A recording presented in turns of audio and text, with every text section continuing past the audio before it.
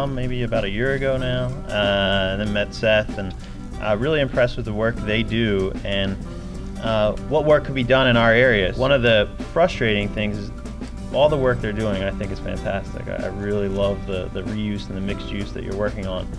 And unfortunately, not a lot of it is here. And that's kind of where we want to be to work with Barton and others to hopefully be that change agent to see that investment in this area. And it's happening slowly, but I think it could happen at a much faster pace. And we could have a more sustainable future than what we currently have today.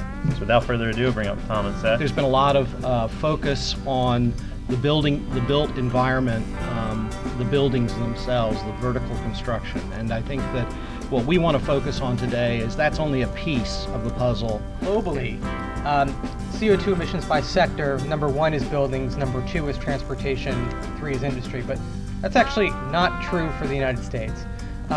Here in the United States, it's actually commuting.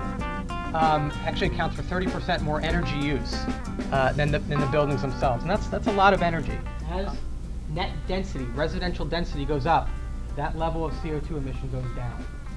Greenest city in the country, New York. Essentially validated land use zoning. And from then on, the predominant zoning pattern in the United States is something called Euclidean zoning, which is use-based zoning. One of the failures of the T&D movement has been addressing affordability, and that is not entirely the fault of the planning concepts that are inherent in T&D, because all those concepts can be brought into moderately priced and low-priced housing. The issues associated with that are distinct and separate, but related. And certainly the Kentlands is an example where they did not deal with it very well. Pennsylvania doesn't deal with it very well in general. Across the river, New Jersey, they do have some requirements that help to address those issues. But again, they're moderate. They have their limitations as well. We're not, as a society, doing very well by providing affordable housing. Obviously, I don't want to minimize LEED and all the other standards that we referenced earlier.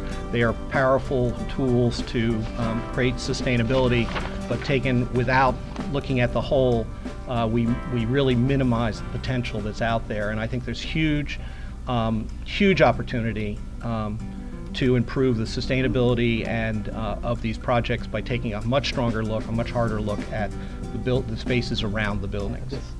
Another unsubstantiated theory that even the best building, the best piece of architecture can't save bad urban design, but really good urban design can survive bad architecture.